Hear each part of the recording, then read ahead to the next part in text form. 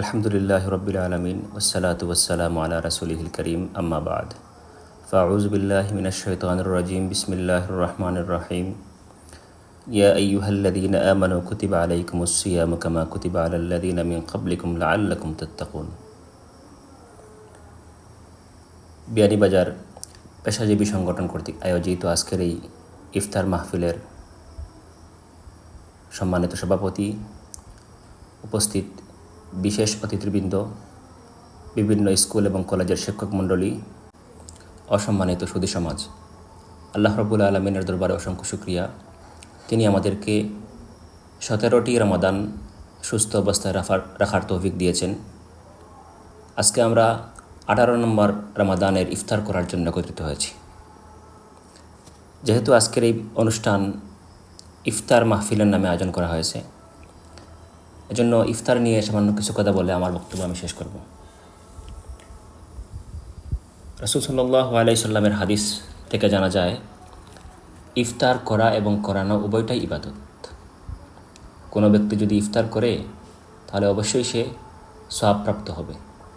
একইভাবে কোনো ব্যক্তি যদি অন্য কাউকে ইফতার করায় তাহলে সেও সওয়াবপ্রাপ্ত হবে।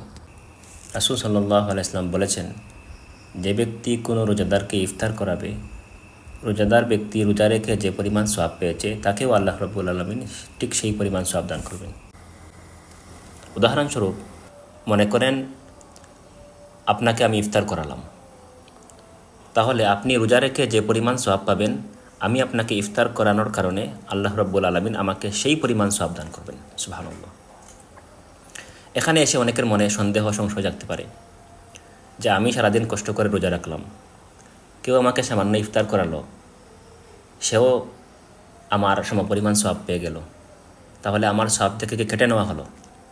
রাসূল সাল্লাল্লাহু আলাইহি সাল্লাম এই কথা বুঝতে পেরেছিলেন যে যখন তিনি এই পুরস্কারের হাদিস বর্ণনা করবেন উম্মতের সামনে, তখন উম্মতের মনে সন্দেহ সংশয় সৃষ্টি হতে পারে।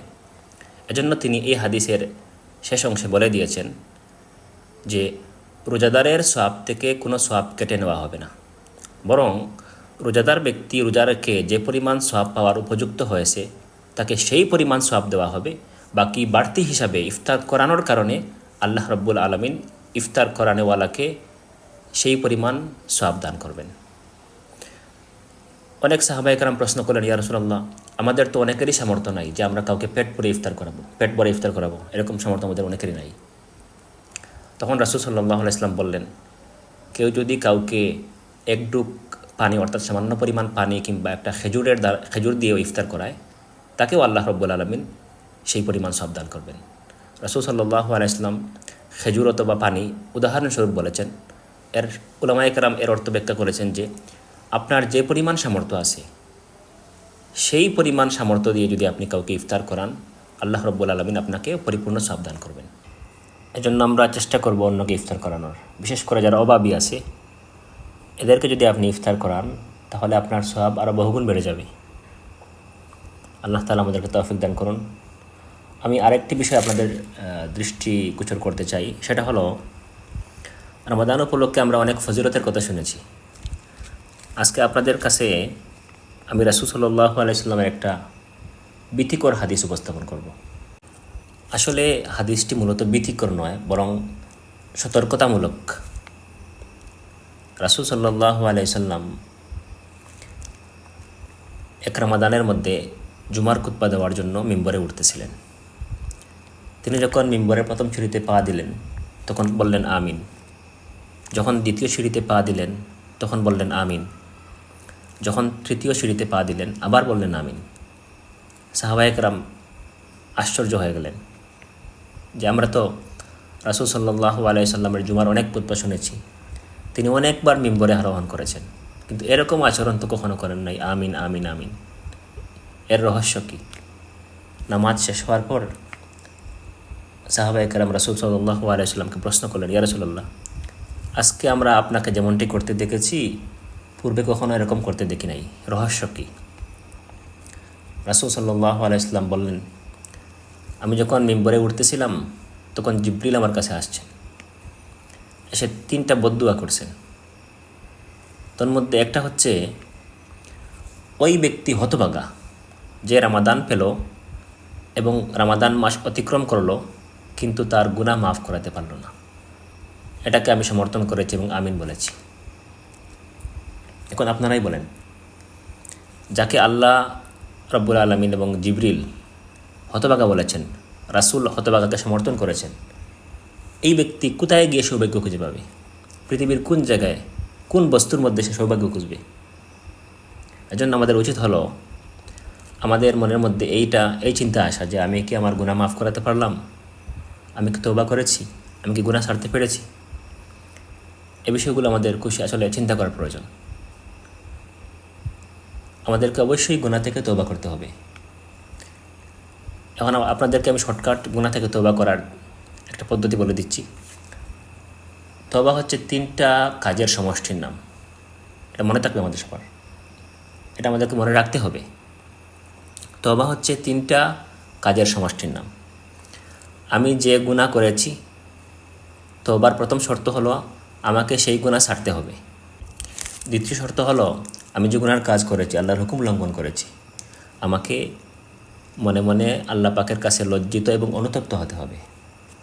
আর 3 নম্বর হচ্ছে ফিউচারে আমি এই গুনাহ করব না, এই ইন্টেনশন, এই প্রতিজ্ঞা আমাকে করতে হবে। এই 3টা কাজের সমষ্টির নাম হচ্ছে তওবা। ঠিক আছে না? এটা আমরা মনে রাখবো। এবং এই হাদিস থেকে আরেকটি বিষয় বোঝা যায় যে রামাদানের মধ্যে আল্লাহ রব্বুল আলামিন মাগফিরাতকে ব্যাপক করে দেন, অর্থাৎ সব মানুষকে মাফ করে দেন। প্রায় সব মানুষকে, যারাই আল্লাহর কাছে মাফ চাইবে, আল্লাহ পাক যে কোনো অজুহাতে তাকে মাফ করে দেবেন। আমি যে আয়াত আপনাদের সামনে তেলাওয়াত করেছি, এই আয়াতে আল্লাহ রব্বুল আলামিন একথাই বলতেছেন, ইয়া আইয়ুহাল্লাযীনা আমানু কুতিবা আলাইকুমুস সিয়াম কামা কুতিবা আলাল্লাযীনা মিন ক্বাবলিকুম লাআল্লাকুম তাত্তাকুন। হে ঈমানদারেরা, তোমাদের উপর রোজাকে ফরজ করা হয়েছে যেমন ফরজ করা হয়েছিল তোমাদের পূর্বের উম্মতের উপর, যেন তোমরা মুত্তাকি হতে পারো। অর্থাৎ তওবা করে গুনাহমুক্ত জীবনযাপনের জন্য তোমরা অভ্যস্ত হতে পারো। এজন্যই রমাদানের রোজা তোমাদের উপর ফরজ করা হয়েছে। আল্লাহ তাআলা আমাদেরকে তৌফিক দান করুন। আজকে হচ্ছে 18 নম্বর রমাদান। আমাদের কাছে আরও 12টি রমাদান অবশিষ্ট রয়েছে। আমরা যেন হক আদায় করে এই রমাদানের রোজাগুলো রাখতে পারি এবং আল্লাহ পাকের কাছে তওবা করে আমাদের গুনাহ মাফ করাতে পারি। আল্লাহ পাক রব্বুল আলামিন আমাদেরকে তৌফিক দান করুন, আমিন। আজকের এই মাহফিল অনুষ্ঠান যারা আয়োজন করেছেন, বিশেষ করে আমাদের শামীম ভাই অনেক কষ্ট করেছেন আজকের এই অনুষ্ঠানের জন্য। আপনারা যারা এখানে অতিথি আসছেন, বিভিন্ন কাজকর্ম রেখে, ব্যস্ততা রেখে এখানে আসছেন, সময় দিয়েছেন, আল্লাহ পাক আপনাদের আশাকে, ইফতারকে কবুল করুন। এবং শামীম ভাই এই যে বৃহৎ আয়োজন করেছেন, আশা করি তিনি এরকম আয়োজন অব্যাহত রাখবেন এবং সমাজের জন্য কাজ করবেন। আজকে আমরা এখানে অনেক পরিবেশের লোক এখানে আসছি, একে অপরের সঙ্গে পরিচিত হয়েছি। এটা কিন্তু আমাদের শামীম ভাইয়ের কারণেই সম্ভব হয়েছে। আল্লাহ পাক ওনাকে হায়াতে তাইয়্যিবা দান করুন, ওনার কাজের মধ্যে বরকত দান করুন, আজকের এই মাহফিলকে কবুল করুন, আমিন। ওয়া আখিরু দাওয়ানা আলহামদুলিল্লাহি রাব্বিল আলামিন।